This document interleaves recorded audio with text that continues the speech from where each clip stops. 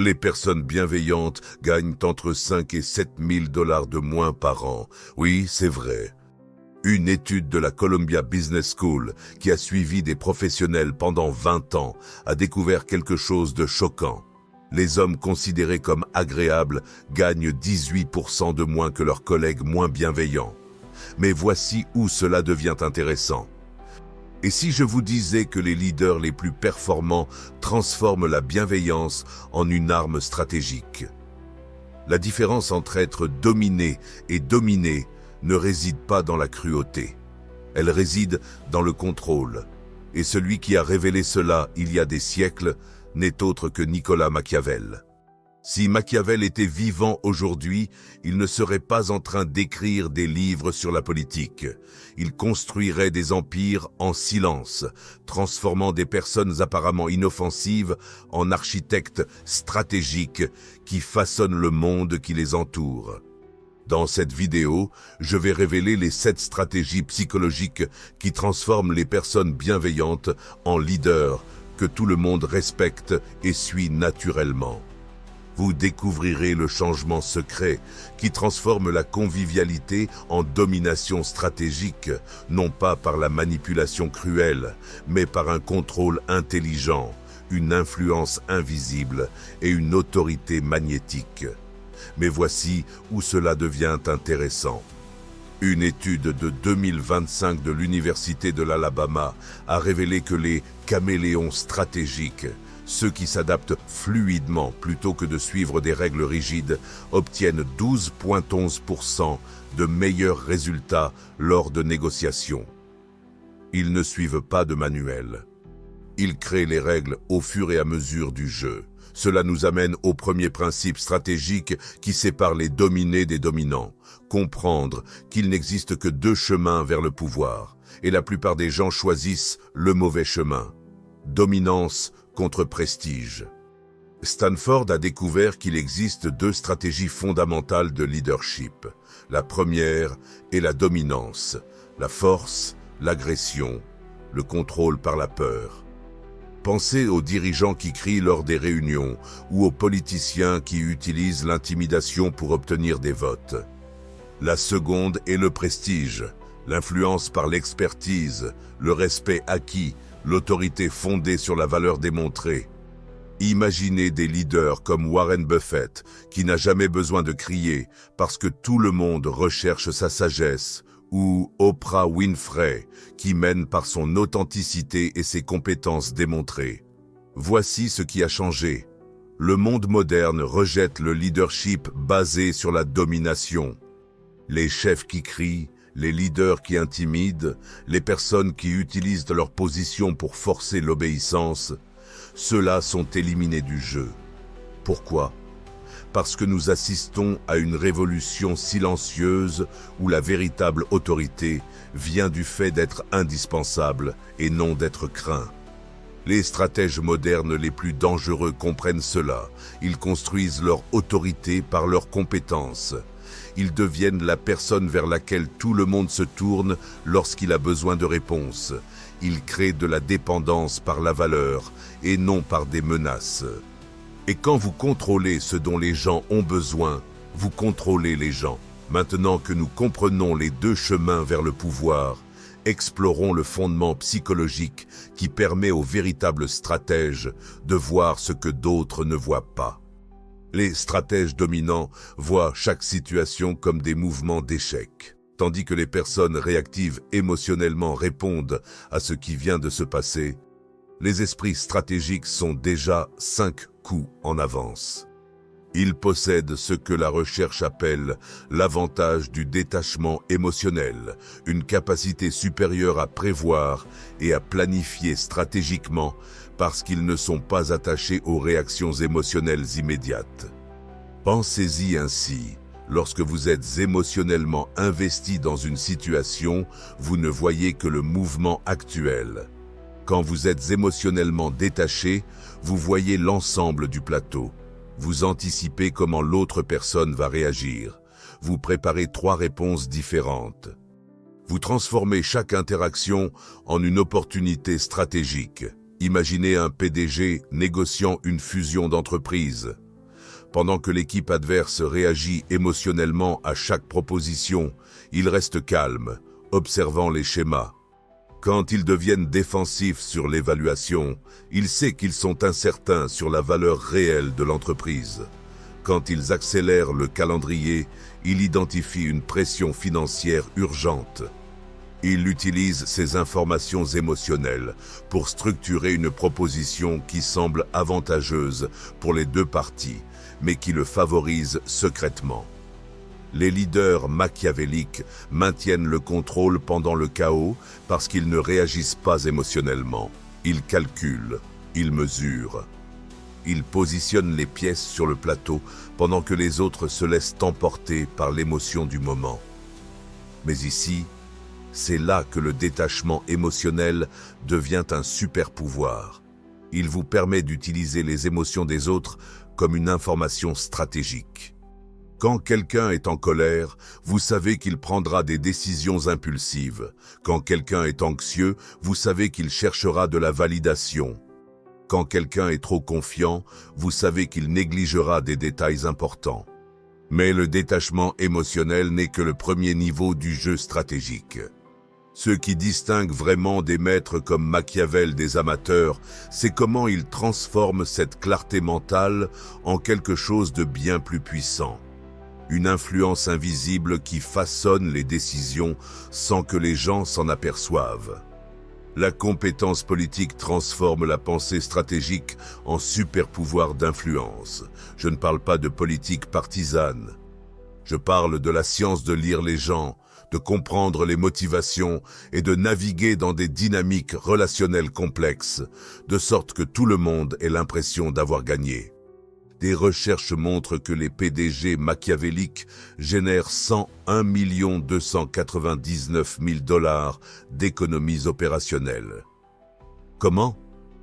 Ils comprennent que chaque personne a des motivations spécifiques, des peurs précises et des désirs particuliers. Et ils construisent des stratégies qui alignent ces motivations avec les objectifs organisationnels. Je vais vous donner un exemple concret. Une directrice que je connais a découvert que son patron valorisait la reconnaissance publique par-dessus tout, plus que des bonus ou des promotions. Alors, elle a mis en place une stratégie simple. À chaque réunion, elle créditait les idées à son chef, en mentionnant toujours comment la vision stratégique du directeur avait inspiré des solutions.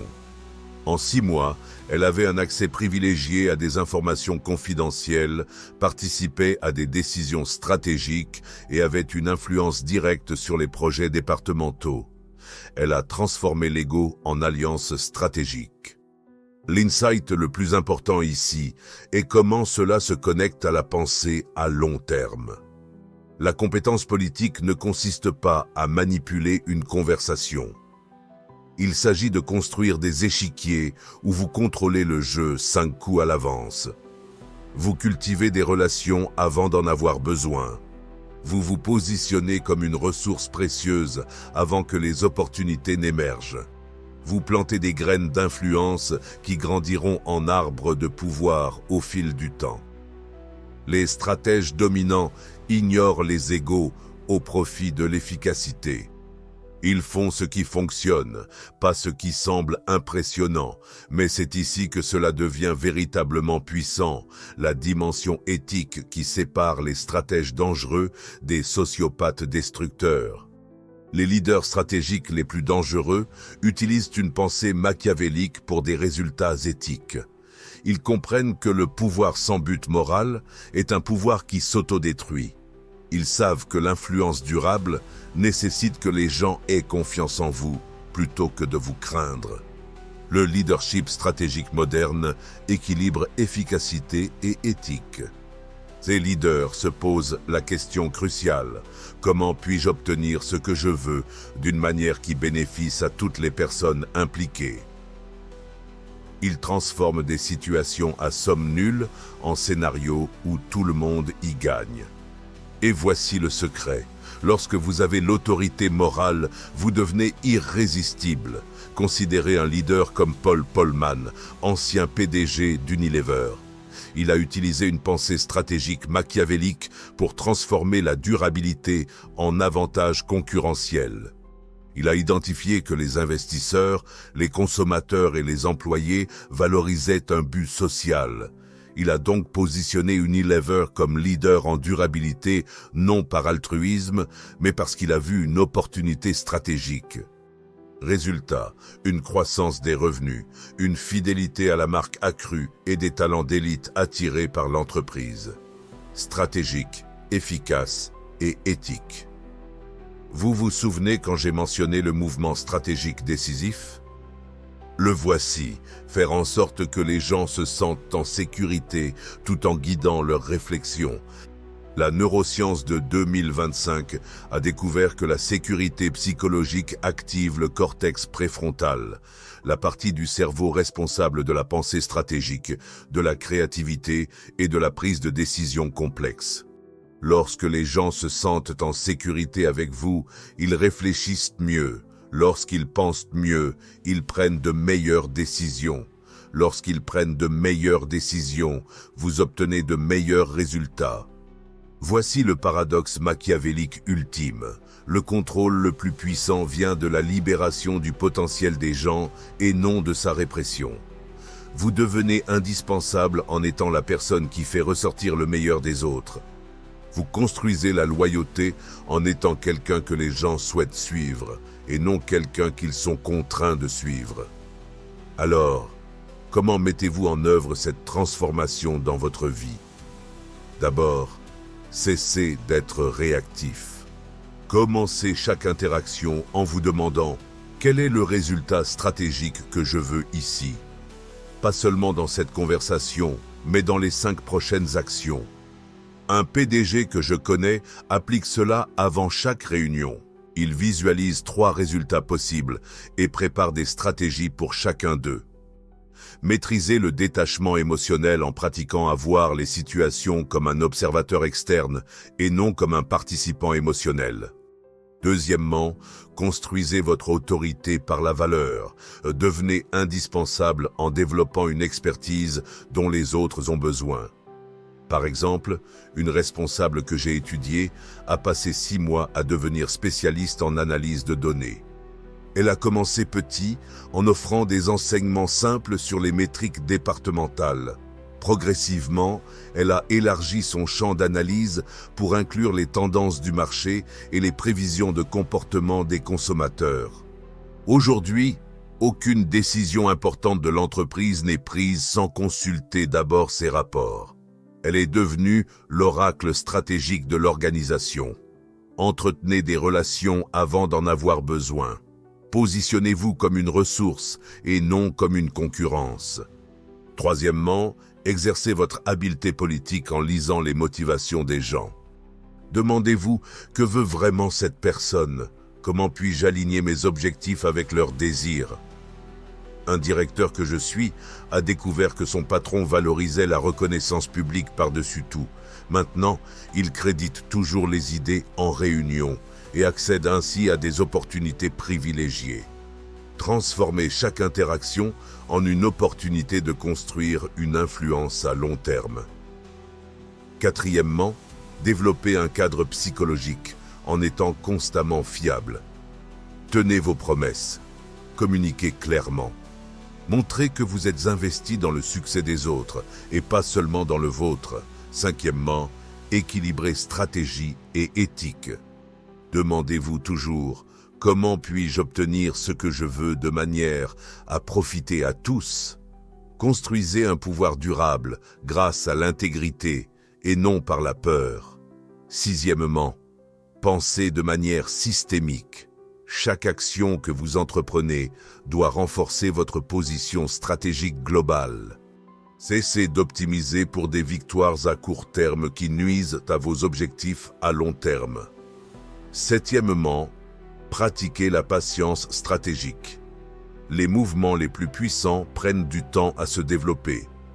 Plantez des graines aujourd'hui qui deviendront des arbres d'influence demain. Pensez à comment vous pourriez commencer à utiliser ces stratégies dès aujourd'hui. Quelles relations pourriez-vous transformer en appliquant la sécurité psychologique ? Ou pourriez-vous remplacer une réaction émotionnelle par une réflexion stratégique? Comment pourriez-vous construire votre autorité par la valeur démontrée? Vous n'êtes plus une personne gentille qui perd de l'argent. Vous êtes un architecte stratégique qui construit du pouvoir grâce à la compétence et de l'influence grâce à l'intégrité. Cette transformation a commencé aujourd'hui. Vous avez maintenant l'avantage psychologique qui coûte aux autres entre 5 et 7 000 euros par an. Ces 7 stratégies sont exactement ce que Machiavel utiliserait s'il construisait du pouvoir aujourd'hui. Êtes-vous prêt à vous transformer d'un suiveur réactif en architecte stratégique? Dites-moi dans les commentaires laquelle de ces stratégies vous allez mettre en œuvre en premier et partagez votre premier résultat. D'autres leaders stratégiques utilisent ces techniques et construisent une véritable communauté d'influence. Votre prochaine étape? Prenez 60 secondes maintenant pour identifier laquelle de vos principales relations utilise la domination contre le prestige. Ensuite, regardez cette prochaine vidéo pour des techniques avancées sur la construction d'alliances stratégiques qui multiplient votre influence au fil du temps. Si cette structure de transformation stratégique vous a ouvert les yeux sur de nouvelles possibilités, inscrivez-vous pour éviter la pénalité annuelle de 5 à 7 000 euros pour rester réactif dans votre leadership. Vous recevrez des stratégies d'influence basées sur la psychologie qui fonctionnent réellement en 2025.